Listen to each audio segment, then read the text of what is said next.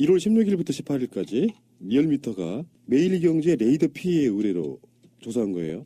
문재인 28.1, 반기문 21.8, 21.8, 28.1, 다음에 이재명 9.0, 안철수 7.4 이렇게 지금 나오고 있습니다. 근데 재밌는 게 반기문이 한국에 들어와서 거의 처음 반영되는 그런 여론조사거든요.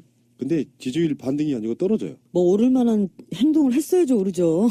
이명 반근혜란 말 요즘에 유행이거든요. 그리고 남자 박근혜라는 뜻으로 반근혜라는 표현도 씁니다. 김영삼 대통령이 붙여준 박근혜 씨의 별명은 7푼이었고요. 그보다 못하다는 의미의 반푼이. 7푼이는 온푼이의 10분의 7이라는 뜻이고 반푼이는 10분의 5 이런 뜻이거든요. 더 못하다는 뜻이에요. 그 정도로 지금 호평을 받고 있죠. 예. 반기문 씨가 정말 좋은 행보를 보여줬다 그러면 우리 이렇게까지 할 이유가 없는데 배신자에 대한 철저히 경쟁해야 된다. 전 그렇게 보는 거예요. 문재인 지지율은요. 지난주보다 2포인트 오히려 올라갔고요. 반기문은 내려갔습니다. 이건 일단 다시 한번 우리가 말씀드리고 시작하죠. 여론조사를 다 믿는 건 아니다. 여론조사를 완벽히 신뢰하는 건 아닌데 흐름만 본다. 미리 전제를 해놓고 이야기하는 게 좋을 것 같아요. 실제로 대선 가면 이렇게 안 나오지 않습니까? 이렇게 안 나온다는 말씀은 이제 실제보다는 더 높게 나올 거다 이런 말씀이죠. 그러니까 지금 양자 대결이나 삼자 대결도 여론조사가 있는데 대선 가면 그렇게 안 나오니까 흐름만 보자는 거죠. 누가 올라가고 떨어지는지. 이번 주 여론조사는 야마, 코어가 이거예요. 반기문이 컴펜션 효과 전혀 없었다. 실제로 가면 이렇게 안 나올 거다. 저는 조금 다른 말씀 드려볼게요. 실제로 가면 이렇게 안 나올 거다라는 거에 대해서 조금 무리하거나 조금 소위 얘기하는 리스크가 있는 얘기지만 저는 이렇게 나올 수도 있다고 봐요. 또 한편으로는 지난주에 얘기했을 때인가요? 우리가 반기문 컨벤션 효과가 그래도 조금 있지 않을까. 실제 저희가 지난주에 다뤘던 조사는 나오기 직전 조사였잖아요. 그래서 귀국 직전 조사였죠. 그렇죠. 네. 근데 실제로 귀국해서 다니고 나면 그래도 컨벤션 효과가 조금은 있지 않을까라는 얘기도 할 때 제가 별로 안 오를 거다. 이렇게 얘기를 해놓고 혼자 집에 가가지고 야 이러다 오르면 어떡하지 하고 사실은 약간 쫄아가지고 야 이거 이러다가 또 여기 새날에서도 패널 잘리면 어떡하나 내가 속으로 사실은 그럼 그거 막 페이크 뉴스 만들어가지고 돌리고 한 게 김민석 대표님 아니에요 그럼? 아니 근데 나 이거 안 올라야 되는데 하고 속으로 되게 쫄고 있었는데 안 오르는 것처럼 저는 실제로도 이럴 수 있다고 봐요.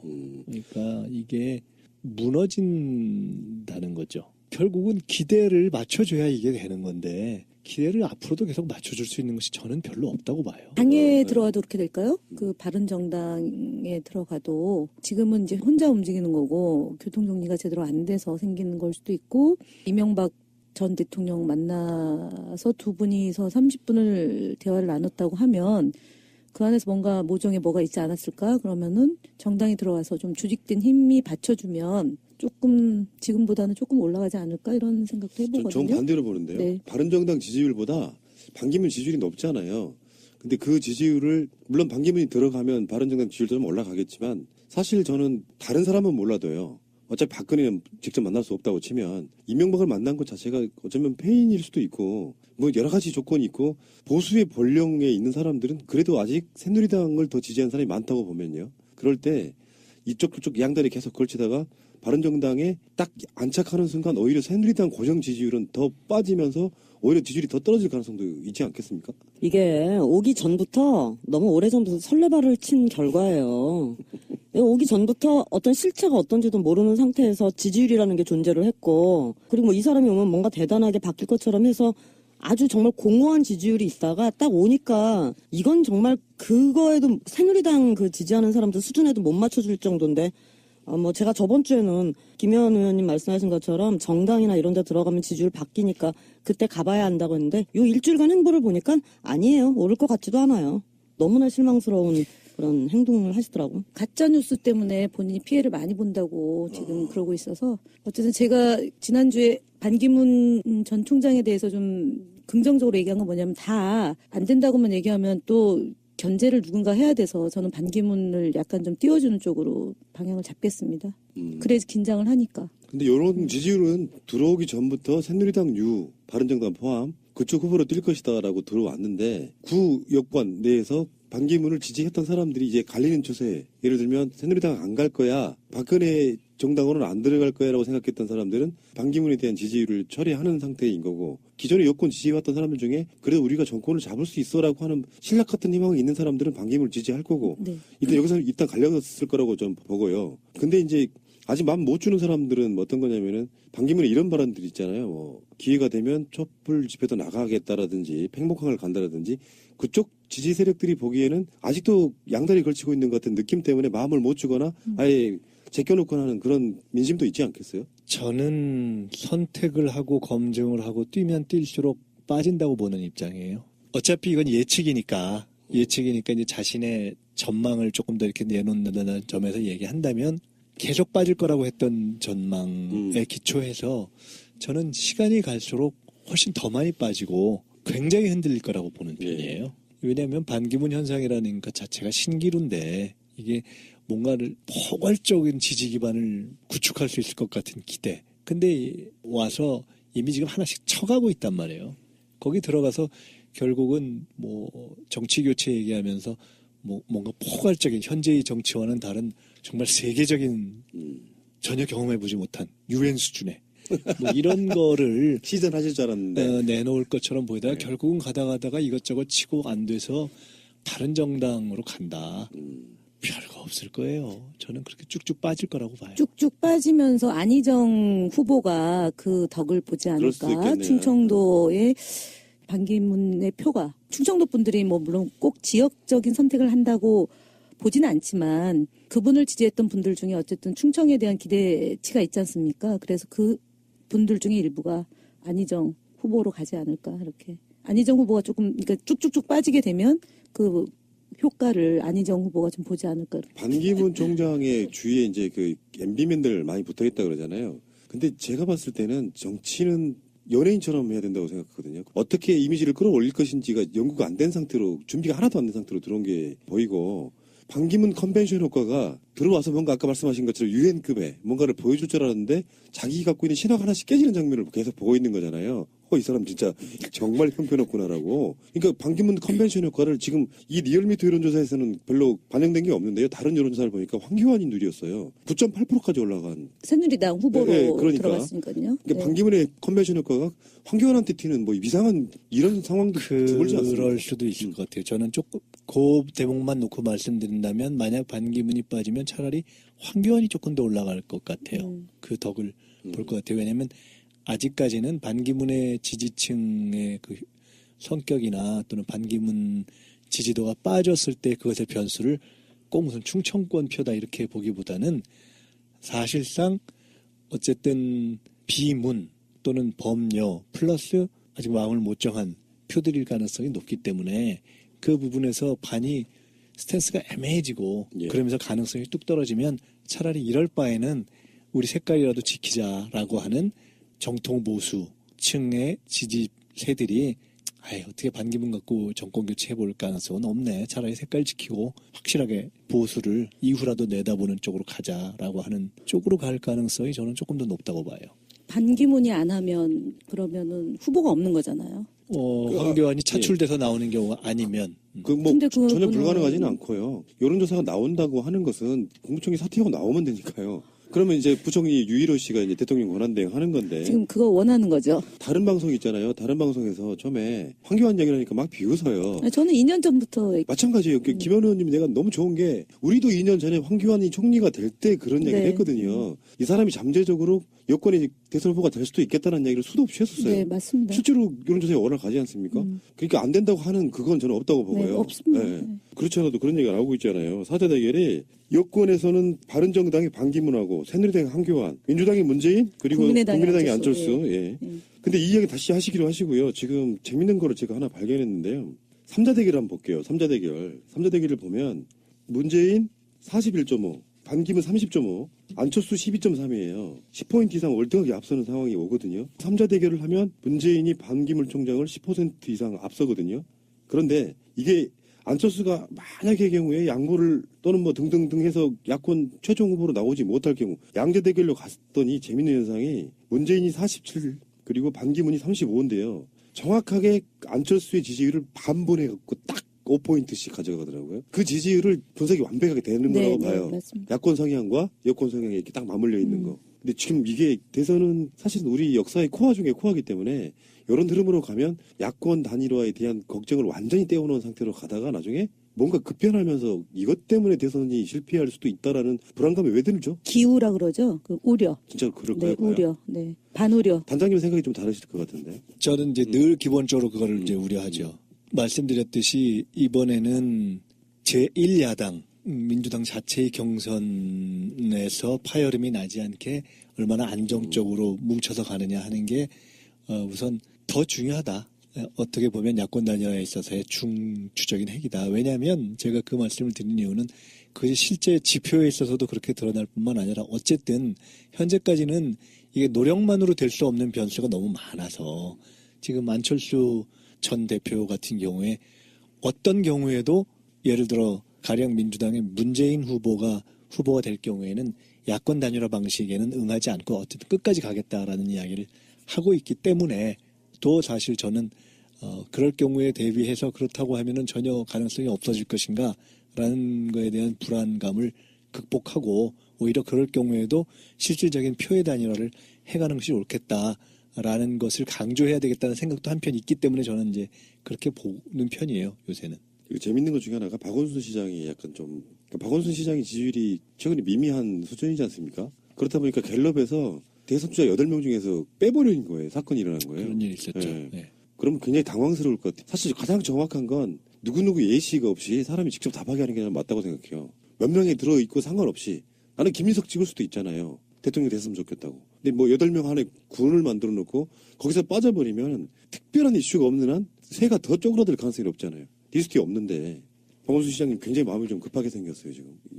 그래서 굉장히 요즘에 튀시는 부분도 좀 있고. 그 전혀 다른 얘기인데요.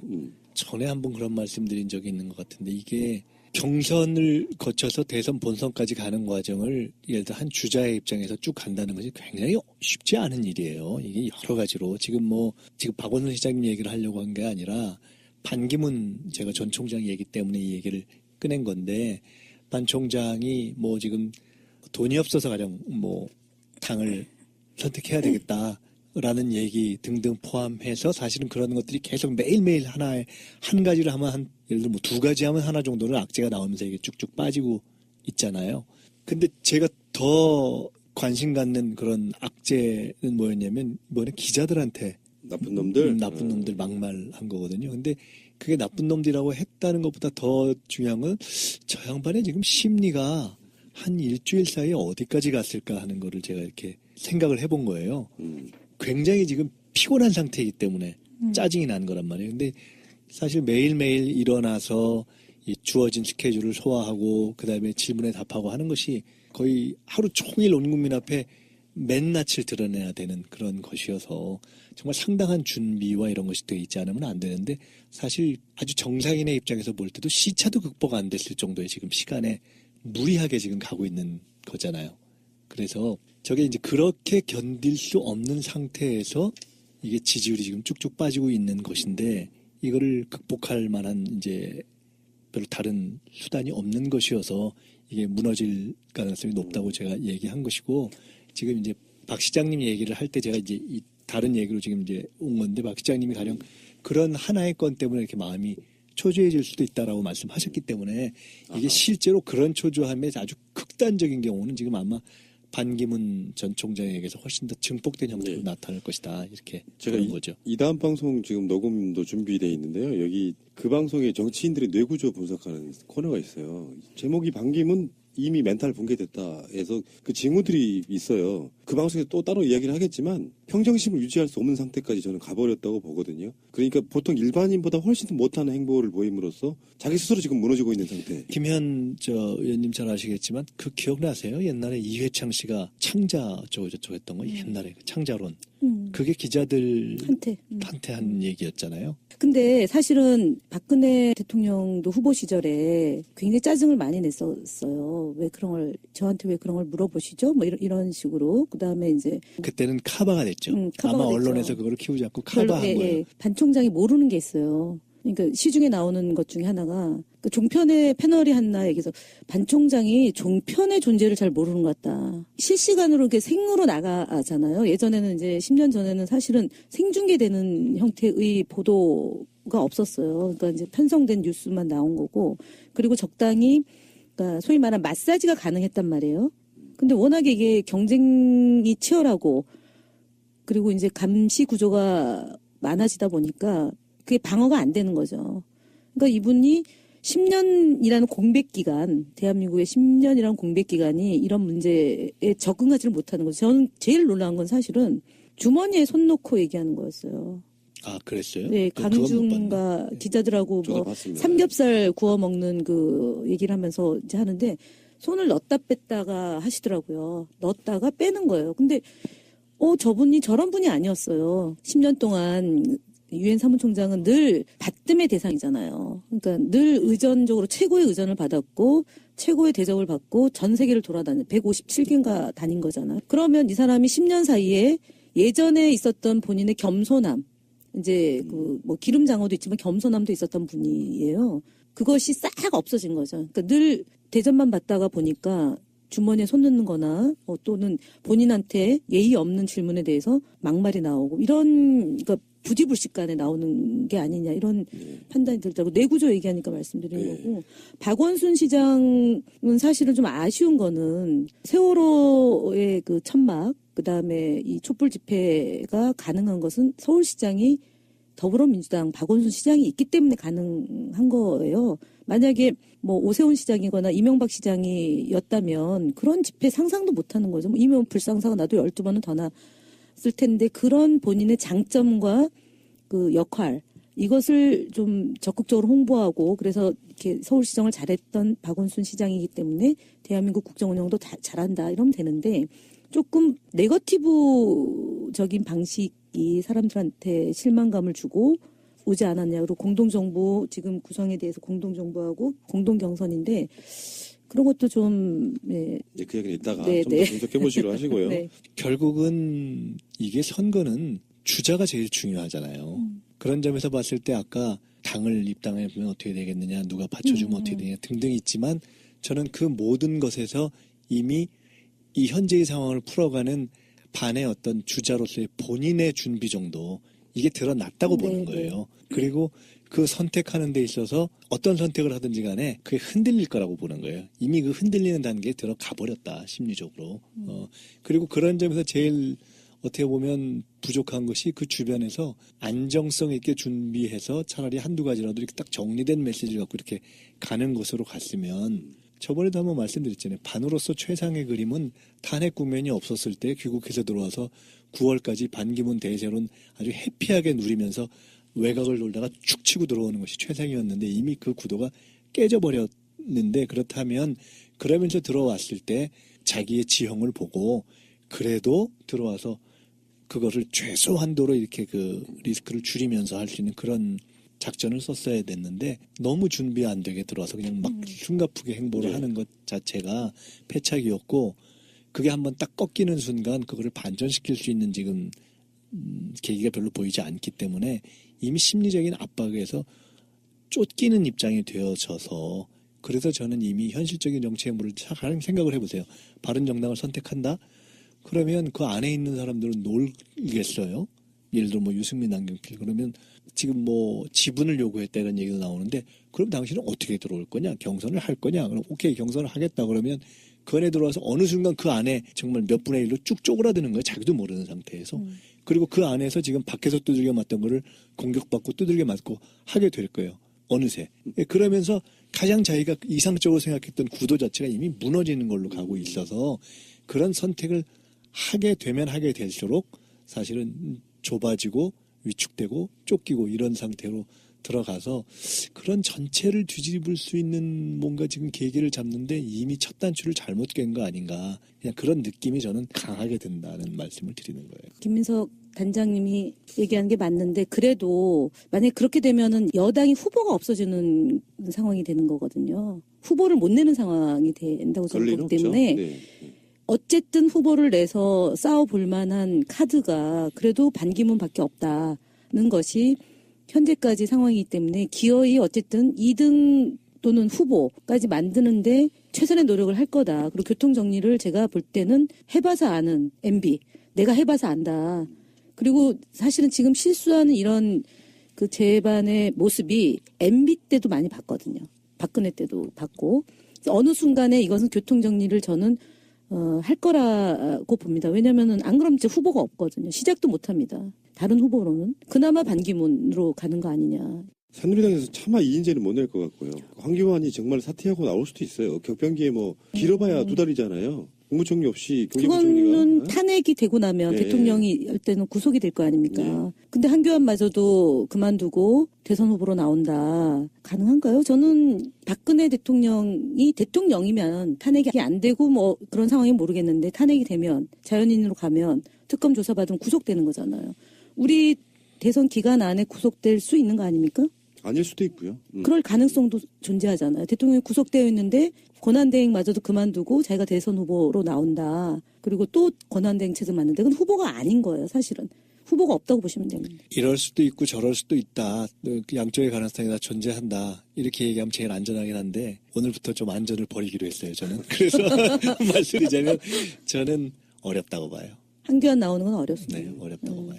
비상식적인 정권이었기 때문에 뭐든지 열어놓고 생각하시는 그러니까 한교안 나올 수 있는 거는 탄핵이나 군변이 없으면은 저는 후보로 충분히 가능하다고 봅니다. MB 지원, 대형교회 지원, 그다음에 검찰, 뭐 소위 본인이 알고 있는 정보, 그다음에 목소리, 뭐 생김새, 아까 얘기했던 컨설턴트를 받아서 한교안은 상품이 가능해요. 뭐 군대 안 갔다 온 거는 뭐 전과 14범도 했으니까 어쨌든 그런데 지금 국면에서는 이제 4월 벚꽃 대선이라는 그런 걸 염두에 둔다면 한교안은 저는 좀 불가능한 카드다. 그래서 기어이 반기문을 중심으로 놓고 우리가 봐야 되는 거 아니냐 이제 이런 생각을 하게 됩니다. 일단 킵이요. 네. 근데 이제 여기서 그냥 넘어갈 수 없는 분이 한 분 계세요. 저는 그렇게 보거든요. 이분 자체는 별로 의미가 없는 분. 정운찬 이분이 이총의 촉매제로서는 굉장히 가능성이 있어 보이는 게 최근에 정운찬 대선 출정식 비슷한 그 선언식 출판 기념회인가요? 그러니까 뭐 대선 출마를 공식화하는 그 자리에 여야에서 굉장히 많은 분들이 뭐 보내곤 했는데 정치권 내에서는 안철수의 부족한 지지율,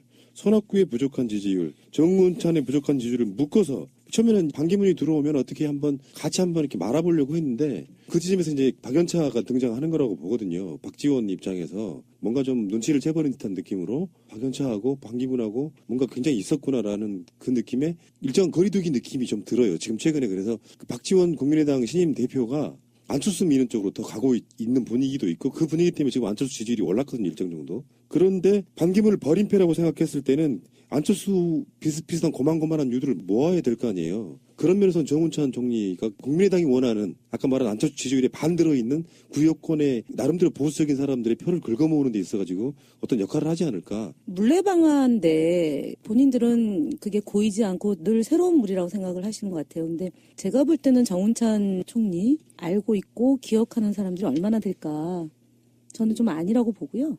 별로 영향 없을 것 같습니다. 거의 제로 상태이지 않을까. 이렇게 보면 어떨까요? 저희 제3지대론이라는 것 자체가 뭔가 현재의 민주당, 그다음에 새누리당 외에 후보들이 쫙 모여서 뭐 개헌을 매개로 하든 뭘로 하든 이렇게 등등이 여럿이 모여서 거기서 좀 스크럼도 짜고 경쟁도 하고 그러면서 국민들의 주목도도 높이고 그래서 거기서 어떤 전체적인 흐름을 만들어갈 수 있는 이런 걸 이제 기대했던 거잖아요.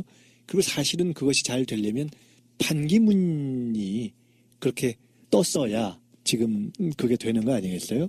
탄핵이라는 것이 기본적으로 구조적으로 이제 그런 제3지대의 입지를 조금 낮췄고 그리고 개인으로서의 반기문이 들어와서 보이는 행보가 상당히 그걸 낮췄단 말이에요. 그런 후에 나타난 정운찬의 대권 출마 내지는 그에 대한 언론의 관심 또는 예를 들어 박지원 뭐 등등 이런 국민의당 쪽에서의 관심 내지는 그 많은 분들의 그 행사 간 거 이런 거는 오히려 그런 전체적인 제3지대의 파이가 커지거나 그것에서의 역동성이 이게 사실상 좀 별 가능성이 없구나라고 생각되면서 그 다음 차순위로는 현실적으로 지금 보면 박지원 대표가 안철수 대표에 대한 평가라든가 가능성의 문제라든가 또는 안철수 대표를 강화해서 우리가 쭉 가겠다.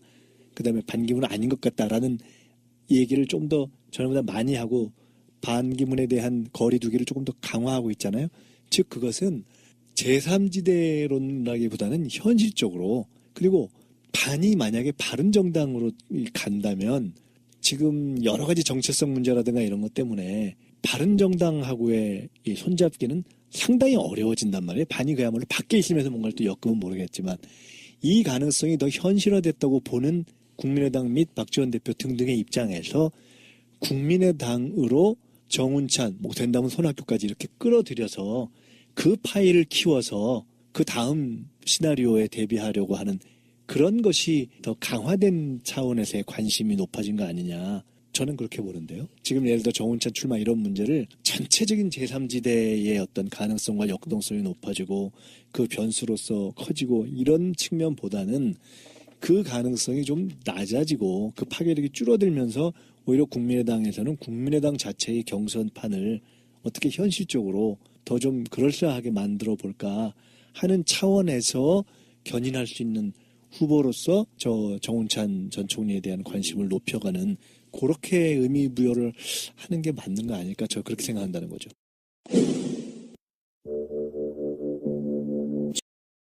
티끌모 대산 느낌이에요. 티끌 막 긁어 모아가지고 뭔가 만들어 보려고 하는데 티끌이잖아요, 그래봐야. 사실은 지금 민주당과 문재인이라고 하는 거대한 산에 고만고만한 난장이들 그런 느낌이거든요. 예를 들어서 반기문이 바른정당으로 간들 30석 정도밖에 안 되는 정당의 후보일 뿐이고요. 새누리당은 100석 정도는 있는 정당이지만 정반대로 후보가 없는 정당이고요. 국민의당도 마찬가지로 10%가 안 되는 안철수와 40석이 못 되는 정당의 후보일 뿐이거든요. 근데 그런 정당들이 실제로 후보를 내서 당선시키기는 굉장히 지금까지 전례도 없는 상태이지 않습니까? 우리나라에서 그런 정당들이나 후보들이 당선된 적이 없잖아요. 그러니까 2007년도 대선 국면에서 열린우리당의 이합 집산의 과정 그리고 결국은 후보를 냈으나 530만 표로 지게 되는 그때 상황하고 지금 그러니까 친박 비박 흩어지고 다시 국민의당하고 이제 제3지대 뭐 이런 흐름하고 저는 좀 비슷한 형국이라고 보거든요. 그 후보를 낸다고 하는 게 다는 아니고 의미 있는 득표를 해야 되는데 지금 어쨌든 친박도 그렇고 비박도 그렇고 국민의당도 그렇고 제3지대로 얘기하는 또 우리 당 안에 있지만 김종인 의원이 지금 있는 후보들에 대해서 계속 디스하면서 본인이 출마할 가능성 물론 뭐 그렇지 않다라고 얘기는 했지만 이런 그러니까 소위 오합 지졸의 상태가 2007년도 대선 전국에 저희가 겪었던 거랑 좀 비슷한 것 같아요. 그 당시 열린우리당. 네, 예, 열린우리당 잘 보면 나가고 흔들고 후보 경선을 하지만 그 안에서도 막 데려오고 오고 막 이러잖아요. 근데 그거는 적어도 총선과 대선이 맞물려 있을 때 보면 치르고 대선 전국에서 1년 안에는 몇 개월 전에 경선 룰을 잡고 후보를 뽑고 그리고 대선까지 가야 되는데 지금 저희는 어쨌든 경선 룰에 대해서 지금 논의하고 있는 상황이고 그걸 안정적으로 경선을 치를 수 있다. 그렇게 보는데 반면에 이제 상대편은 전혀 지금 그렇지 못하고 있는 거잖아요. 후보도 모르고 어떻게 경선 치를지도 모르고 막판 뭐 다 모은다 한들 제대로 된 후보가 나올지에 대한 예측도 불가하고 그러니까 예측이 가능한 진영과 예측이 불가한 진영의 경쟁일 때는 예측이 가능한 쪽이 이길 수 있다는 게 기존의 그 대선 판에서의 이 흐름이기 때문에 제가 아까 정운찬 대선 출마에도 별로 영향을 미치지 못할 거다라고 본 거는 이분이 이전에도 출마한다고 했다가 접고 또 출마 가능성 피력하다가 접고 이번 총선 전에도 뭔가 좀 움직임이 있다가도 접고 했기 때문에 이분의 스탠스는 기본적으로 몸값을 좀 올렸다가 주변 분위기 봐서 안 되면은 접는 게 이분의 정치 행보였기 때문에 별로 주목도를 갖지 않아도 된다라고 본 거죠. 이분은 저분찬이시군요. 저분찬. 근데 그런 거라고 생각해요. 뭐 저 이제 밖에서 타면서 정치인들하고 얘기를 많이 나누고 있는 편이지만 일반 유권자였을 때는요. 그 야권의 지지자들의 어떤 특성 같은 것 중에 하나가 이런 말 쓰잖아요. 보수는 잘 뭉치는데 왜 우리 민주 진보 진영은 맨날 찢어지냐. 그것 때문에 신물난다. 그래서 제가 팟캐스트 들어와서 굉장히 많이 쓰고 있는 말 중에 하나가 정치 또는 정당이 국민들을 대하는 태도란 말을 굉장히 중요하게 생각하거든요. 속내에 어떻든 간에 똘똘 뭉쳐서 우리가 정권 창출할 수 있어라는 분위기로 가면 후보가 저는 별로였을 때도 대선은 막빙으로 갈 수가 있는데 야권이든 여권이든 자기들끼리 막 싸우다가 분열되고 그러면 일단 착 가라앉으면서 투표 열기가 떨어지는 측면이 있잖아요. 바른정당 지지하시는 분들은 그렇다 치고 새누리당의 기존에 지지했던 사람들은 바른정당 분들에 대한 그 실망도 꽤 있을 거라고 봐요. 저럴수록 대통령 지켜줘야지 저놈들 지만 살겠다고 나가네 요 분위기 있잖아요. 그러니까 네. 어쩌면 이번 대선에서는 사실상 이 분위기로만 간다면 반기문이 마지막 변수였는데 반기문이 어떤 점을 찍지 못하고 지금 하락 추세로 갈 가능성이 높다고 하면 사실상 여권은 이번 대선은 포기하는 분위기로 가지 않을까. 그러니까 부패도 하고 분열도 하는 게 네. 되는 거죠. 두 가지를 같이 가져가는 게 지금 현재 이전의 상황하고 완전 다른 국면인 거죠. 말 그대로 박근혜 대통령 아무리 잘못했다 하더라도 박근혜 대통령을 지지하는 10%가 있거든요. 아주 강고한. 이 사람들이 볼 때는 소위 이 더불어민주당도 믿지만 그 배신한 사람들이 더 믿지 않겠습니까? 물과 기름과 같은 관계가 될 것이고요. 그다음에 반기문 총장은 너무 준비가 안 된 상태에서 계속 일일일소, 일일일건주의로 국민들한테 웃을 수 없는 국민들한테 웃음을 준다는 정도로 희화화되고 있는 거잖아요. 그분의 발언이나 행동이. 이제 그렇기 때문에 저는 하여튼 2007년도에 여당이 야당이고 야당이 여당. 2007년도에 사실은 저희가 여당이었지만 분열해서 망한 케이스인데 이번의 경우는 10년 만에 그 경우를 이들이 겪고 있다. 예, 그러니까. 예. 자, 그러면은 반기문 씨의 중도 낙마 생각해 보신 적들이 있으신가요? 중간에 그만둘 수도 있겠다. 저는 그 상상은 여당이 후보를 못 내는 지경으로 가기 때문에 반기문의 선택이 아니라 도리 없이 보수 진영의 선택으로 반기문은 올라타 있다. 그래서 본인이 주저앉거나 본인이 내려올 수는 없다. 정말 이 사람으로 안 되겠다고 판단이 서는 지점은 아마 그래도 2월까지는 가야 되는 탄핵 국면까지는 그 반기문으로 해볼 수밖에 없는 거 아니에요. 그 안에 후보가 준비되면 모르겠지만 반기문이 주저앉는 거를 그냥 손 놓고 보지는 않을 거다. 어떤 방식으로든 간에 조정 국면이 들어가면 20%대를 유지할 수 있는 게 반기문밖에 없기 때문에 그냥 저는 계속 반기문을 놓고 다른 대안을 만들 수도 있지만 구정 또는 2월 초까지는 반기문으로 간다. 우리 반근혜 씨가 들어와서 아까 김민석 단장 말처럼 시차 적응도 안 됐는데 저랬던 이유가 설 전에 국민들 관심을 좀 받아서 그 밥상 위에서 좀 약간 좀 이렇게 맛있게 요리가 돼가지고 그렇죠. 2월 사실은 되게 큰 2월 거였죠. 달에 뭔가 좀 더 지지율을 띄우려고 했던 반전을 측면인데 보려고 그랬던 거죠. 그게 오히려 표착이 되는 상황인데 설을 지나면서 오히려 나온 조사에서 저건 아니구나 하고 정리될 가능성이 저는 조금 더 높다고 봐요. 그러면은 그 얘기는 당연히 맞물려가지고 지금 정치권에서는 특히 그 정두원 씨의 발언에 굉장히 공감했고요. 리더로서의 가치 중에 대표적인 것 중에 하나가 돈 문제를 그렇게 쉽게 말하면 안 되는 거거든요. 받들어져 왔던 사람의 입장에서 보니까 당황스럽기도 하고 그래서 속내를 털어놓는다는 게 고작 돈이 너무 많이 들어서 제가 느낌은 어떤 느낌이냐면 굉장히 돈 아까워하는 수준의 느낌이었어요. 그 느낌을 요가 없이 보내면 정두원도 그렇고 저도 그렇고 일상적으로 저건 니덕함이 아니네. 누가 봐도 저건 좀스럽다고밖에 설명할 방법이 없네. 속내는 정치인들의 속마음과 달리 밖으로 이렇게 보여져야 되는 이미지나 접대상으로도 해야 되는 말들이 있잖아요. 근데 의외로 불필요한 곳에서 너무 솔직해져 버리는 거죠. 정당 정치라는 거에 대해서 기본적으로 새롭게 정치를 하는 분들이 정치적인 인기를 얻거나 조금은 참신한 정치인처럼 보이게 하는 아주 좋은 방법 중에 하나가 또 흔히 쓰는 방법 중에 하나가 기존의 정당을 비판하거나 또는 정당 정치를 비판하는 거잖아요. 그래서 뭐 반기문 전 총장도 그런 얘기를 했던 걸 기억하는데 뭐 당이 무슨 소용이 있습니까? 뭐 어느 당이 정권을 잡든지 무슨 의미가 있습니까? 뭐 나라가 잘 돼야 되는 거 아닙니까? 라는 어떻게 보면 굉장히 땅에 발을 안 붙이고 사는 사람처럼 이야기하는 건데 그러나 현실의 땅은 정당 정치에 기초한 거잖아요. 우리의 헌법적인 정치 질서도 그렇고.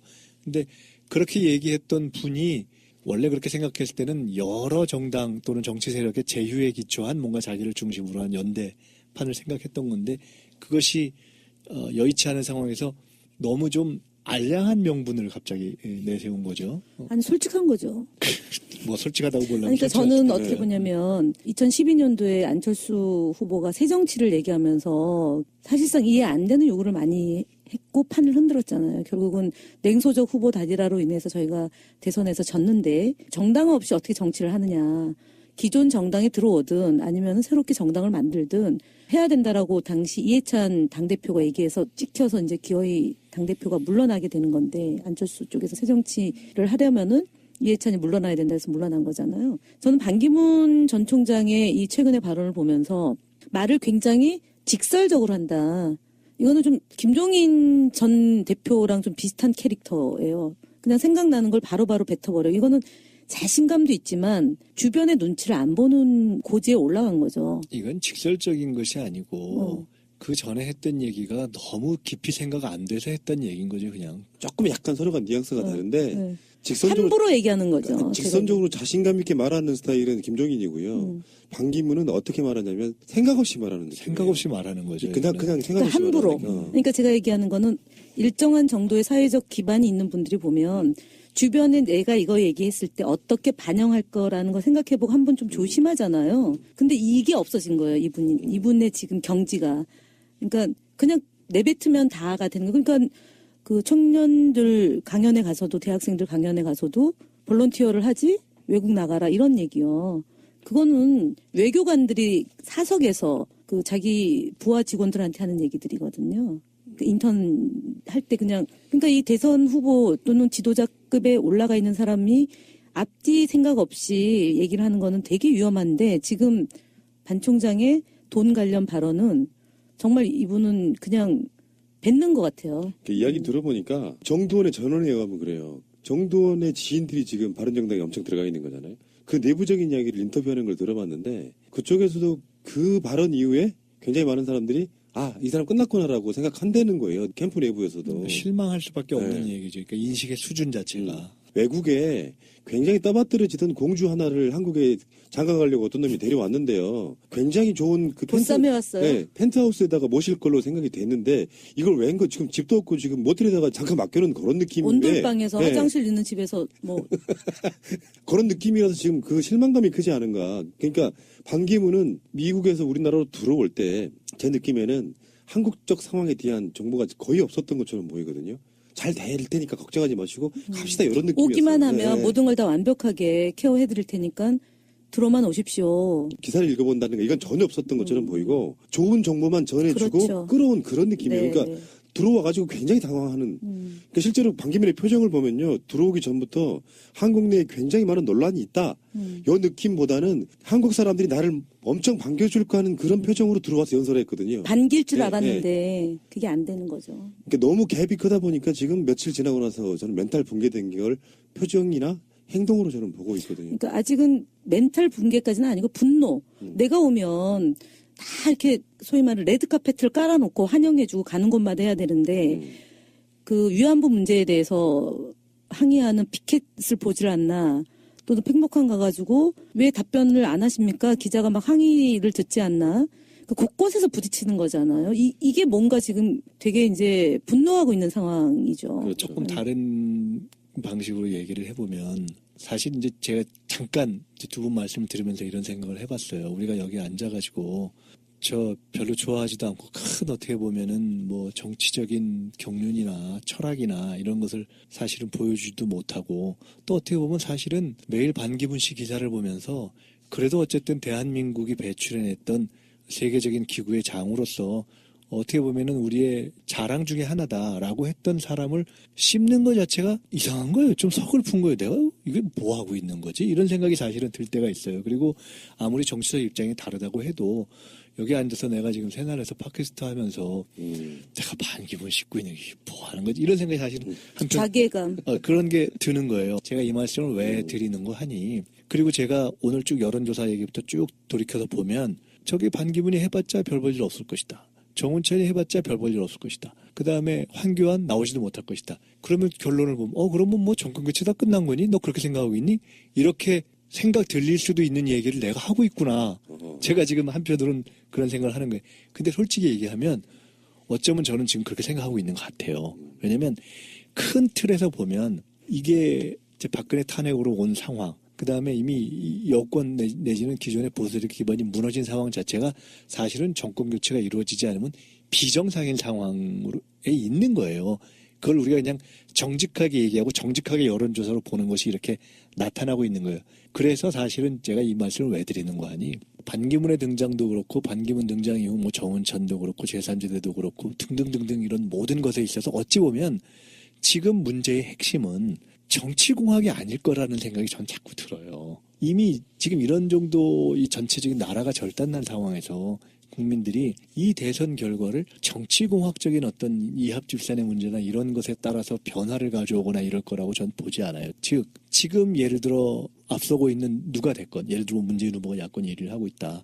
야권이 정권 교체 가능성이 있기 때문에 정권 교체의 가능성이 높고 또 현실적으로 문재인 대표가 심지어 대세론이라고 불릴 정도로 그럴 가능성이 높다. 뭐 이렇게 되는 것부터 포함해서 가장 중요한 건 뭐냐면 실제로 이 상황을 불안하게 느끼고 있고 대안을 찾기로 원하는 국민의 민심에 기초해서 아주 안정되고 따박따박 하나하나 문제 해결의 모습을 제시하는 것으로 가야지. 그리고 그것을 바라고 있는 것이지. 그렇지 않은 어떠한 행위도 사실은 언론에서 이제 대선 때가 됐으니까 쓰는 거지만 별 의미가 없다고 저는 볼 거라고 생각되는 거예요. 그러니까 해서 지금 야권의 고민은 얼마나 현재의 경제적인 상황 또는 둘러싸고 있는 이 한반도의 상황 이런 것에 대해서 어찌 보면 틀린 얘기를 안 하고 오바를 안 하고 하면서 내실 있는 내용을 제시할 것인가에 대해서 조금 더 집중하고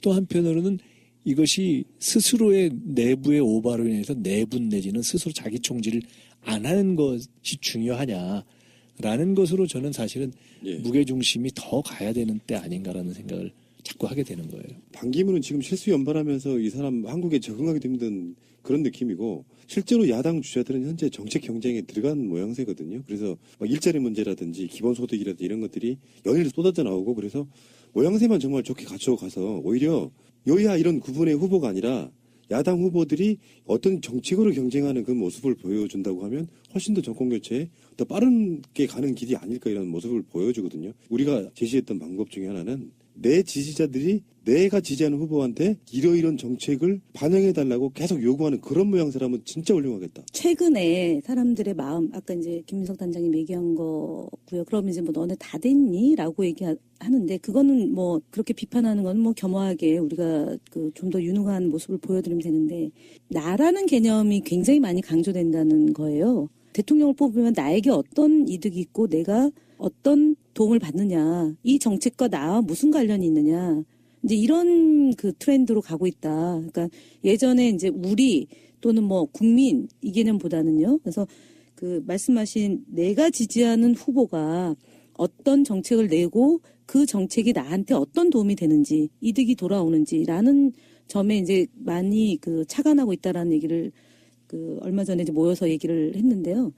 저는 문 대표가 엊그저께 책을 한 권 냈고요. 그 다음에 이제 안희정 후보도 일요일 날 그 이제 출마 선언하고 이재명 후보도 출마 선언을 하면서 이제 정책 국민들 앞에 선을 보일 텐데 이제 이런 분들이 내놓는 그런 정책을 가지고 그것이 현실적이든 아니든 그 다음에 뭐 예산이 확보되느냐 아니냐 이런 이제 뭐 세간의 그런 비판과 이런 게 있지만 이제 그걸 놓고 좀 국민들에게 내놓고 검증받고 그다음에 취사 선택하고 이런 게 조금 이제 당장에 필요한 일들이 아닐까 이렇게 저도 공감을 합니다. 그 부분에 대해서는. 그 영선님, 그 반기문 이야기와 네. 이런 것들에 있어서 일반적인 보통 사람들, 우리들처럼 정치 팟캐스트 하는 사람들 말고 동대문 이런 데 계시는 분들은 전반적인 분위기가 어때요? 글쎄요, 제 주변에는 워낙 그 반기문을 싫어하는 사람들만 있나요? 아니, 뭐, 반기문 좋아하는 사람 사귀세요. 그러게요. 그래야 되는데. 리포팅이 안 되네. 네, 별로 그렇게 만나는 게 쉽지가 않아요. 그런데 가끔 뭐 택시를 타면 기사님들께서 2번이나 연임하신 분인데 유엔에서 그런 분이 또 아직도 2번 계시네. 네, 계세요. 그 며칠 전에도 뵙고요.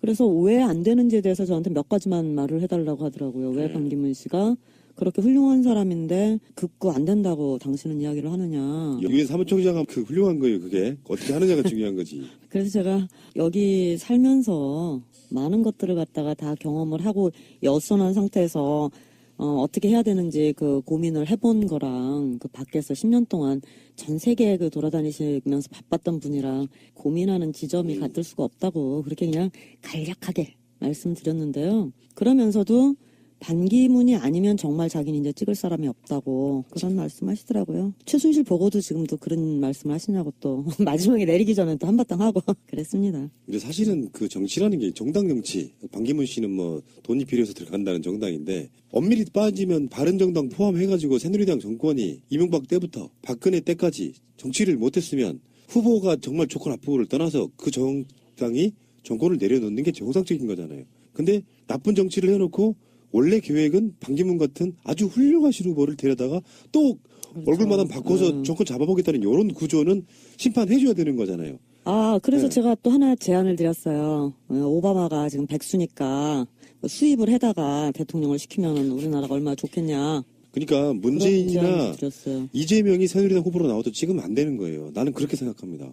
그게 정당 정치의 기본 중에 기본이라고 생각해요. 만약에 문재인 후보가 새누리당 후보로 나오면 찍으시겠습니까? 어찌어찌 막 편절해가지고 거기 갔어. 찍으시겠어요? 아니, 절대 안 찍죠. 그쵸? 그럼 정당 정치를 그러니까. 훼손하는 게 말이 안 되죠. 네. 그러니까 반기문이 아무리 훌륭하다고 치더라도 일단은 정권의 실패, 그런 정당에 훌륭한 후보가 들어간다고 한들 찍으면 안 된다는 이야기 하는 거죠. 그러니까 우리는 입장이 그런 거죠. 문재인, 이재명이 들어간다고 해도 우리는 안 찍는다. 새누리당 후보는 안 찍는다. 이게 돼야 되는 거죠. 상식 아니에요? 상식? 정당이 먼저다는 뜻을 말씀드리고 싶어요. 그 권력. 그렇죠. 정당에 후보가 있는 거죠. 그렇죠. 네. 후보가 있고 정당이 있는 건 아닌 거죠. 네.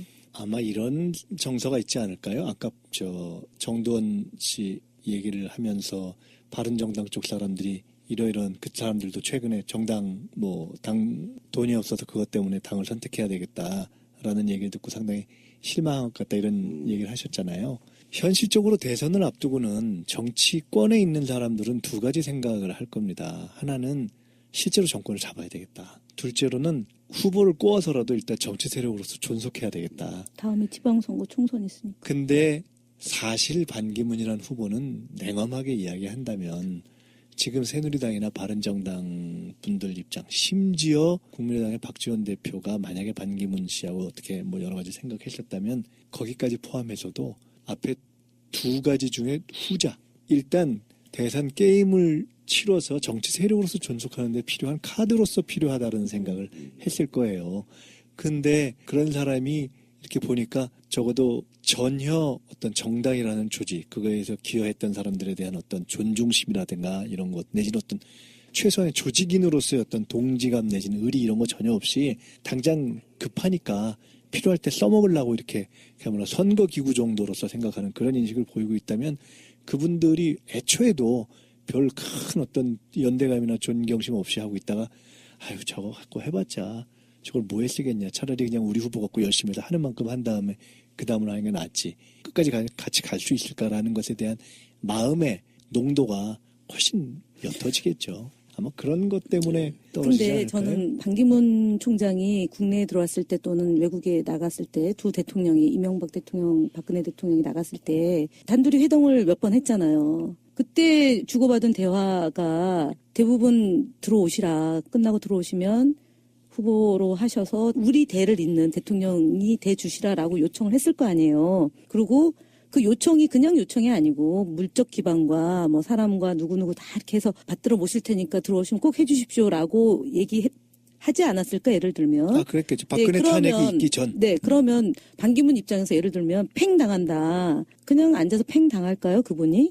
저는 그래서 지금 구정 또는 그 이후까지도 반기문의 카드가 유효한 것 중에 하나가 이분도 굉장히 어쨌든 노련하게 자기가 사무총장까지 올라갈 때 살아남은 사람이거든요. 그리고 그 이후에도 살아남기 위해서 정말 이 손바닥에 지문이 없을 정도로 윗어른들을 잘 모시면서 현재까지 온 건데 그냥 그저 집에 갈까 이렇게 생각하지는 않아요. 네. 이명박 사무실에 가서 서로 이렇게 악수하는 장면이 굉장히 상징적이었는데요. 조아리고 악수하지 않습니까? 어깨 툭툭 치는 사람은 이명박이고. 그러니까 우리 감정이입은 분명히 돼 있는 거라고 봐요. 네. 저런 모습이 굉장히 상징적이구나라고 봤는데 반기문 스타일로 보면은 제가 봤을 때는 그렇습니다. 실제로 반기문이 대통령이 되면은 박근혜보다 최악일 가능성이 전 더 높다고 보는 거거든요.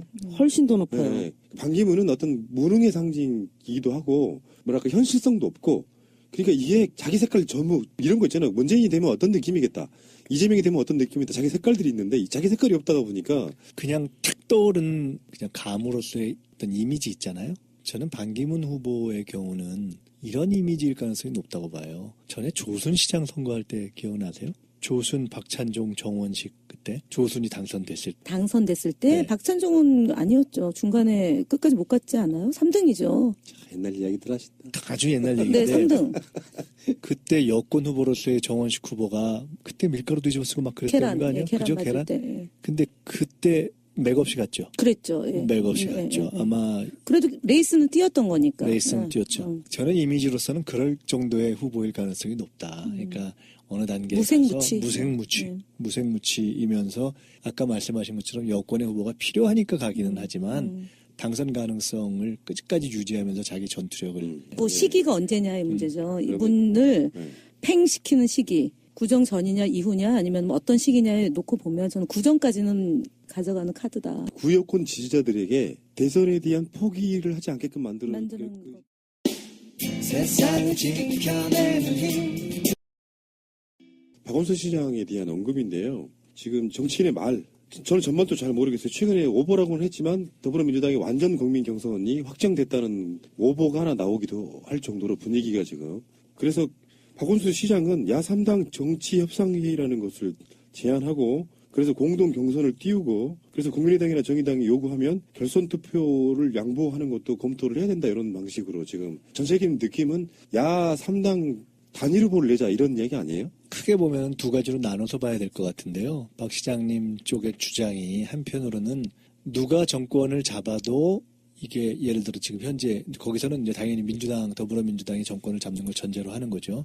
정권을 잡아도 여서야대일 수밖에 없는 거 아니냐. 그렇기 때문에 이후에 각종 개혁 과제를 또는 국정 과제를 실현하기 위해서는 어쨌든 야권의 단결 또는 공동정부 이런 것이 필요한 것이 아니냐. 그러니까 그런 그 경선 과정에서부터 그런 것을 실현해 나가자라는 것이 하나가 있고, 그러니까 그런 공동정부의 필요성에 대한 강조를 해야 된다는 것이 하나가 있고, 또 하나는 현실적인 경선 방법에 있어서 그 야3당이 한꺼번에 후보를 뽑아 나가자 하는 안이 있는 거고요. 그래서 공동정부 구상과 후보 경선 구상 두 개를 합친 것으로서의 어떤 공동정부, 촛불 공동정부, 촛불 경선 구상을 제안하는 거죠. 근데 이제 거기 있어서 첫 번째에 대해서 말씀드리면 첫 번째에 대해서 그 취지를 부정하는 사람이 누가 있겠어요. 그렇게 되면 좋은 거죠. 반면에 또 한편 보면 거기는 두 가지 지적할 점이 있는 것이 한편으로는 어떤 경우건 예를 들어 후보가 될 가능성이 현실적으로 상당히 존재하는 문재인 후보가 됐을 경우에는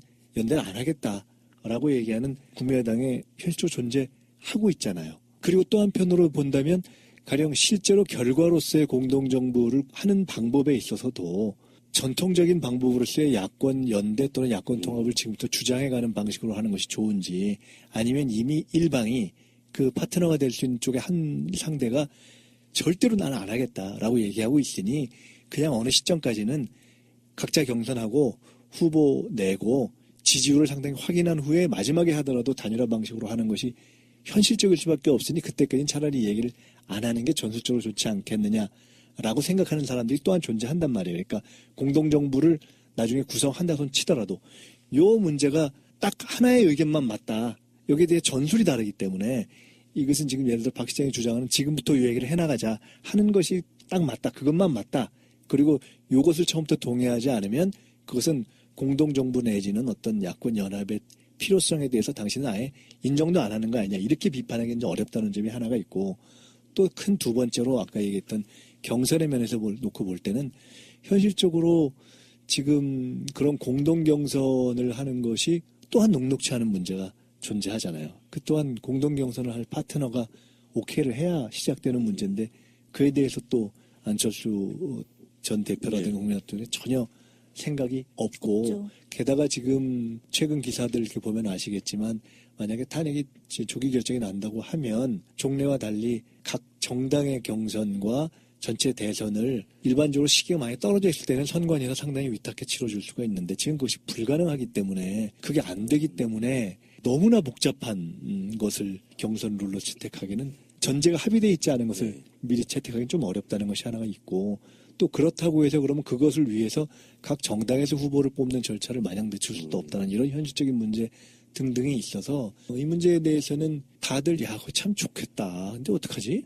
라고 고민을 하고 있는 그런 상황이고 원래는 이번 주 금요일 정도까지를 생각했다가 안 되면 그래도 설 전까지는 지금 당장 일요일 날 안희정 그 다음 날 이재명 이런 식으로 다 대권도전 선언을 하는데 사실 그렇게 따지면 이 양반들이 후원금도 모아야 되지 뛰어다녀야 되지 법에 그런 문제 안 되게 해야 되지 등등 하기 때문에 이른바 예비 후보로 뛸 수 있게 해줘야 된단 말이에요. 그러니까 그런 문제를 정리를 하려면 가령 지금 박 시장께서 말씀하시는 그런 공동 경선 룰이 안 되더라도 당 자체의 경선 룰은 정리를 해야 되니까 이것 또한 시간이 쫓기는 문제여서 참 고민을 사실은 하고 있는 거죠. 요거는 지금 아까 말씀 나와서 잠깐만 더 언급하고 가면 대선 8개월 전부터 8개월. 네. 네. 4월 20일부터가 정상적인 절차였다 그러면 그런데 선관위도 그걸 지정하지를 못하잖아요. 지금은 예비후보 받을 수 있는 시기가 되지 않을 걸로 지금은 그래서 이제 네? 정당이 그것을 각 그 당내 당헌 당규라든가 이런 절차를 통해서 확정하면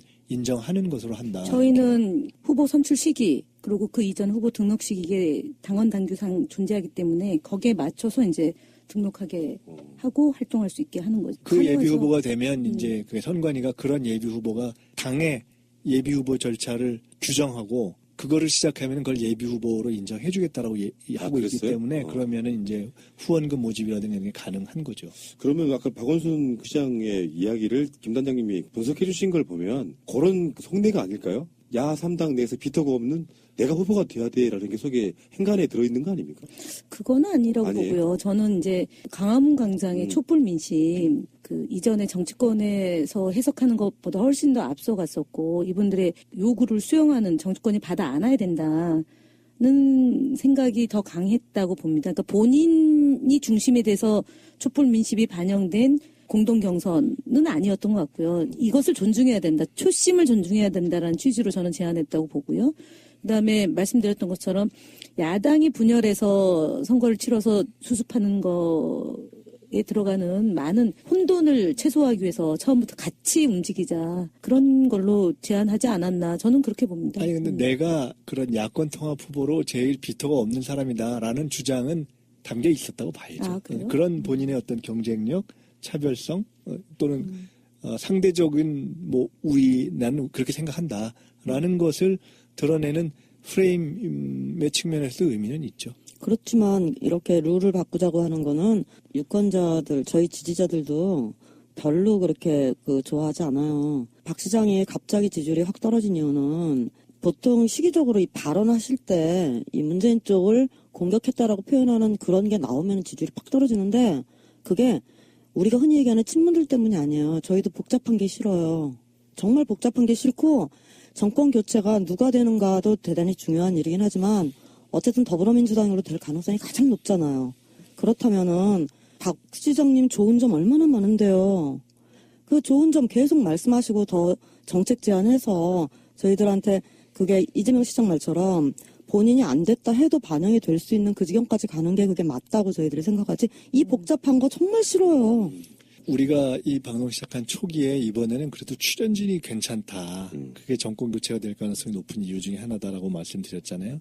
이 이제 예를 들어 이런 경선 방안을 제시한 것이라든가 이런 등등이 갑론을박 끝에 이거 아니면 나 안 해. 예, 그리고 아니면 뭐 판이 흔들린다. 결과적으로 라는 상황이 되면 그건 우리가 우려했던 상황이겠지만 뭐 이런 안도 제시되고 저런 안도 제시돼서 현실적으로 그래도 각 후보들이 현실적으로는 다른 방법이 없지 않습니까? 취지는 그렇지만 라고 하는 것으로 만약에 정리가 된다면 또 그렇게 되기를 이제 기대해야죠. 자, 시간 관계상이요. 세 분께 두 가지 질문만 간단하게 답만하면 들어보고 마칠게요. 그러면 박원순 시장은 현재 상태로만 보면 레이스에서 중간에 탈락할 가능성이 높아요. 그러면 차기 서울시장에 3선에 도전할까요? 안 할까요? 안 하시죠? 네. 안 한다. 저도 시장은 안 하실 것 같아요. 네. 정치인으로서 다른 할로가 있기 때문에 선택 지점은 넓다. 아니 당연히 다음 정권에서 박 시장님을 행정부의 어떤 그 큰 자리로 모셔야 되는 거 아닙니까? 뭐, 그러니까 시장을 안 하셔야지. 김 단장님 어떠세요? 아직 뭐 경선 시작도 안 했는데 오늘 제가 안전하지 않은 얘기 몇 개 했으니까 이건 안전하게 하려고. 민미꾸라지입니다. 지금 발언은. 아 참 맞아. 그 기름장어가 미꾸라지래요. 민꾸라지. 아 기름장어가 실제로 진짜 미꾸라지. 알려드리는데. 네, 예, 아니오로만 대답하세요. 아직도 1월 말 탄핵이 유효하다고 보십니까? 조금 바쁜 것 같으네요. 이 언론 넘어가야 될 것 같아요. 이재용 구속 영장 기각하고도 사실 연관이 좀 있다고 보거든요. 그렇죠. 예. 이제는 2월 중순 정도로 넘어간 거 아닌가 싶습니다. 우리 투포투포님은 6월 말이고 4월 26일 대선. 2월 말, 4월 26일. 대선. 네. 우리 이정선님 어떠세요? 정치 초보들이 제일 잘 맞춰요. 정치인들은 못 맞잖아요. 장담하거니와. 정말 설 때 혼란스럽지 않게 하려고 2월 중순에 나올 것 같아요, 결국. 저는 전망은 아니고 바람은 설 끝나자마자 말일날 탄핵 결정했으면 좋겠다라고 생각합니다. 그건 저도 그래요. 그러니까 자, 알겠습니다. 여기까지 하시고요. 오늘 이야기 재밌었습니다. 다음 주에 뵙겠습니다. 고맙습니다. 안녕히 계세요. 감사합니다.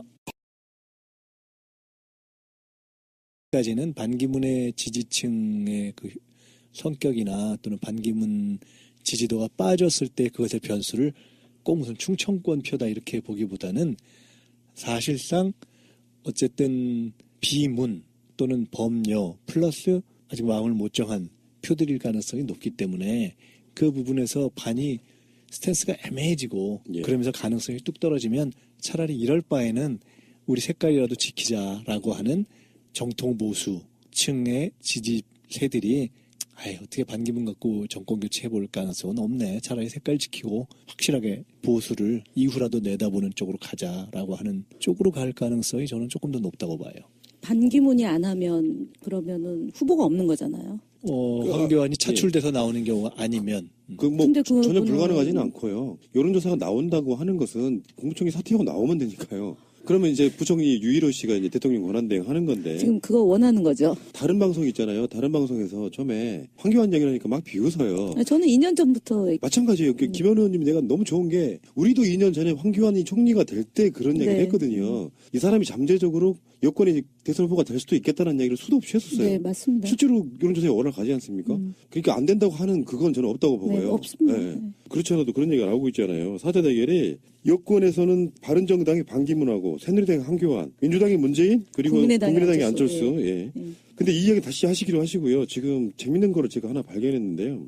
3자 대결 한번 볼게요. 3자 대결. 3자 대결을 보면 문재인 41.5, 반기문 30.5, 안철수 12.3이에요. 10포인트 이상 월등하게 앞서는 상황이 오거든요. 3자 대결을 하면 문재인이 반기문 총장을 10% 이상 앞서거든요. 그런데 이게 안철수가 만약의 경우에 양보를 또는 뭐 등등등 해서 야권 최종 후보로 나오지 못할 경우 양자 대결로 갔더니 재밌는 현상이 문재인이 47 그리고 반기문이 35인데요. 정확하게 안철수의 지지율을 반분해갖고 딱 5포인트씩 가져가더라고요. 그 지지율을 분석이 완벽하게 되는 거라고 봐요. 맞습니다. 야권 성향과 여권 성향이 이렇게 딱 맞물려 있는 거. 근데 지금 이게 대선은 사실 우리 역사의 코어 중에 코어이기 때문에 이런 흐름으로 가면 야권 단일화에 대한 걱정을 완전히 떼어놓은 상태로 가다가 나중에 뭔가 급변하면서 이것 때문에 대선이 실패할 수도 있다라는 불안감이 왜 들죠? 기우라 그러죠. 그 우려. 진짜 그럴까요? 네, 우려. 네. 반우려. 단장님 생각이 좀 다르실 것 같은데. 저는 이제 늘 기본적으로 그거를 이제 우려하죠. 말씀드렸듯이 이번에는 제1야당 민주당 자체의 경선에서 파열음이 나지 않게 얼마나 안정적으로 뭉쳐서 가느냐 하는 게 우선 더 중요하다.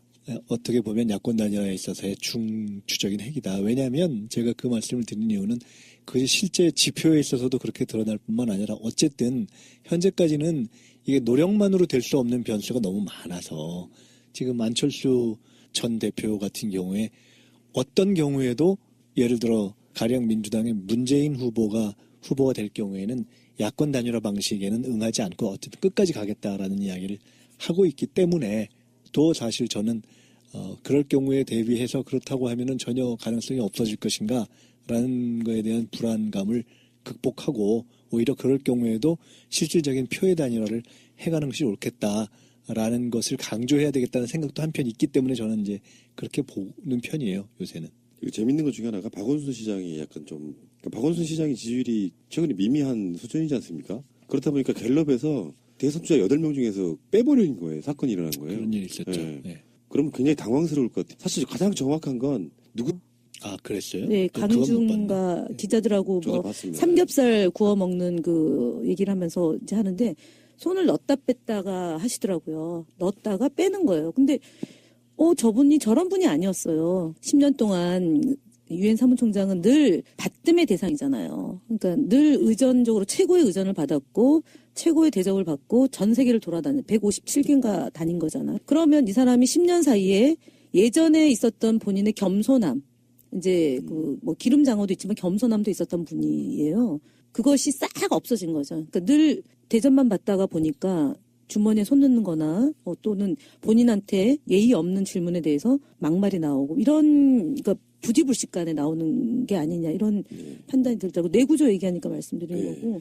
박원순 시장은 사실은 좀 아쉬운 거는 세월호의 그 천막 그다음에 이 촛불 집회가 가능한 것은 서울시장이 더불어민주당 박원순 시장이 있기 때문에 가능한 거예요. 만약에 뭐 오세훈 시장이거나 이명박 시장이었다면 그런 집회 상상도 못하는 거죠. 뭐 이명 불상사가 나도 12번은 더 났을 텐데 그런 본인의 장점과 그 역할 이것을 좀 적극적으로 홍보하고 그래서 이렇게 서울시정을 잘했던 박원순 시장이기 때문에 대한민국 국정 운영도 잘한다 이러면 되는데 조금 네거티브적인 방식이 사람들한테 실망감을 주고 오지 않았냐. 그리고 공동정부 지금 구성에 대해서 공동정부하고 공동경선인데 그런 것도 좀 네. 이제 그 얘기는 이따가 네, 좀 더 네. 분석해보시기로 하시고요. 네. 결국은 이게 선거는 주자가 제일 중요하잖아요. 그런 점에서 봤을 때 아까 당을 입당해 보면 어떻게 되겠느냐, 누가 받쳐주면 어떻게 되냐 등등 있지만 저는 그 모든 것에서 이미 이 현재의 상황을 풀어가는 반의 어떤 주자로서의 본인의 준비 정도 이게 드러났다고 보는 거예요. 그리고 그 선택하는 데 있어서 어떤 선택을 하든지 간에 그게 흔들릴 거라고 보는 거예요. 이미 그 흔들리는 단계에 들어가 버렸다 심리적으로.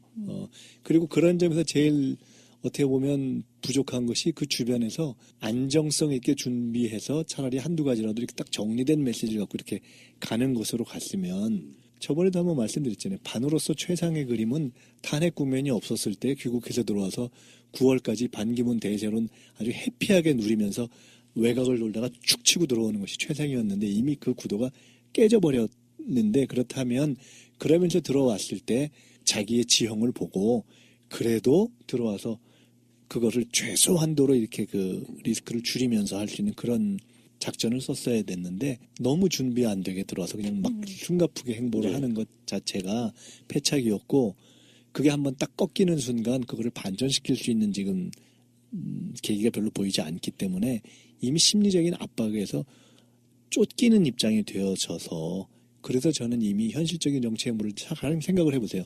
바른정당을 선택한다? 그러면 그 안에 있는 사람들은 놀겠어요?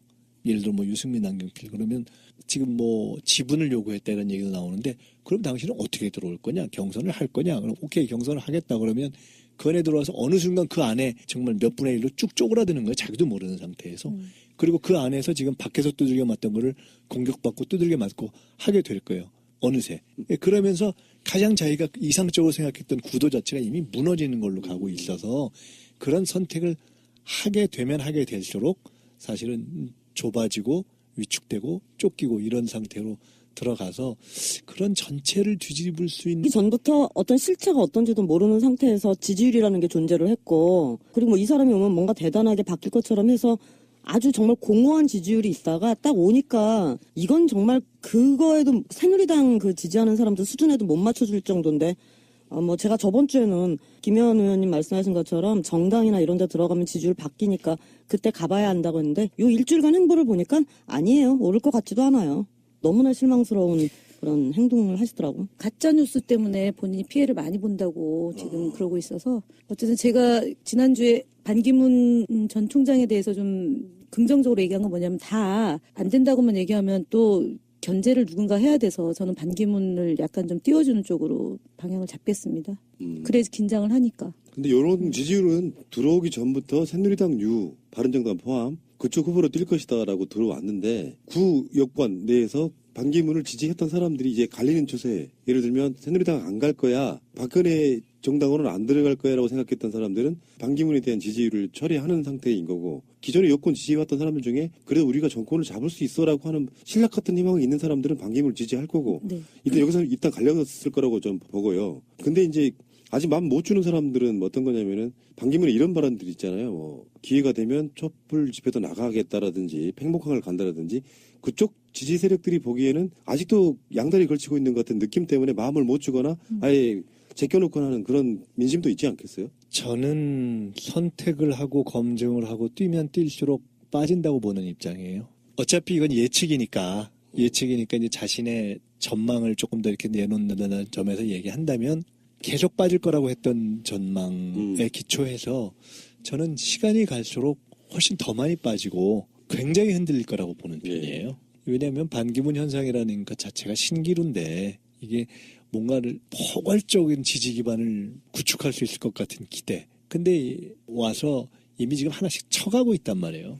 거기 들어가서 결국은 뭐 정치 교체 얘기하면서 뭐 뭔가 포괄적인 현재의 정치와는 다른 정말 세계적인 전혀 경험해보지 못한 유엔 수준의 뭐 이런 거를 시전하실 줄 알았는데 내놓을 것처럼 보이다가 결국은 가다가 이것저것 치고 안 돼서 다른 정당으로 간다. 별거 없을 거예요. 저는 그렇게 쭉쭉 빠질 거라고 봐요. 쭉쭉 빠지면서 안희정 후보가 그 덕을 보지 그럴 수도 않을까. 있겠네요. 충청도의 반기문의 표가 충청도 분들이 뭐 물론 꼭 지역적인 선택을 한다고 보지는 않지만 그분을 지지했던 분들 중에 어쨌든 충청에 대한 기대치가 있지 않습니까? 그래서 그 분들 중에 일부가 안희정 후보로 가지 않을까 이렇게. 안희정 후보가 조금 그러니까 쭉쭉쭉 빠지게 되면 그 효과를 안희정 후보가 좀 보지 않을까. 반기문 총장의 주위에 이제 그 MB맨들 많이 붙어있다 그러잖아요. 근데 제가 봤을 때는 정치는 연예인처럼 해야 된다고 생각하거든요. 어떻게 이미지를 끌어올릴 것인지가 연구가 안 된 상태로, 준비가 하나도 안 된 상태로 들어온 게 보이고, 반기문 컨벤션 효과가 들어와서 뭔가 아까 말씀하신 것처럼 유엔급의 뭔가를 보여줄 줄 알았는데 자기 갖고 있는 신화가 하나씩 깨지는 장면을 계속 보고 있는 거잖아요. 이 사람 진짜 정말 형편없구나라고. 그러니까 반기문 컨벤션 효과를 지금 이 리얼미터 여론조사에서는 별로 반영된 게 없는데요. 다른 여론조사를 보니까 황교안이 누리였어요. 9.8%까지 올라간. 새누리당 후보로 그러니까. 들어갔으니까요. 그러니까 반기문의 컨벤션 효과가 황교안한테 튀는 뭐 이상한 이런 상황도 두물지 않습니다. 그럴 수도 있을 것 같아요. 저는 조금 그 대목만 놓고 말씀드린다면 만약 반기문이 빠지면 차라리 황교안이 조금 더 올라갈 것 같아요. 그 덕을 볼 것 같아요. 왜냐하면 아직 1월 16일부터 18일까지 리얼미터가 매일경제 레이더 피해 의뢰로 조사한 거예요. 문재인 28.1, 반기문 21.8, 21.8, 28.1, 다음에 이재명 9.0, 안철수 7.4 이렇게 지금 나오고 있습니다. 근데 재밌는 게 반기문이 한국에 들어와서 거의 처음 반영되는 그런 여론조사거든요. 근데 지지율 반등이 아니고 떨어져요. 뭐 오를 만한 행동을 했어야지 오르죠. 이명 반근혜란 말 요즘에 유행이거든요. 그리고 남자 박근혜라는 뜻으로 반근혜라는 표현도 씁니다. 김영삼 대통령이 붙여준 박근혜 씨의 별명은 7푼이었고요. 그보다 못하다는 의미의 반푼이. 7푼이는 온푼이의 10분의 7이라는 뜻이고 반푼이는 10분의 5 이런 뜻이거든요. 더 못하다는 뜻이에요. 그 정도로 지금 혹평을 받고 있죠. 예. 반기문 씨가 정말 좋은 행보를 보여줬다 그러면 우리 이렇게까지 할 이유가 없는데 배신자에 대한 철저히 경쟁해야 된다. 전 그렇게 보는 거예요.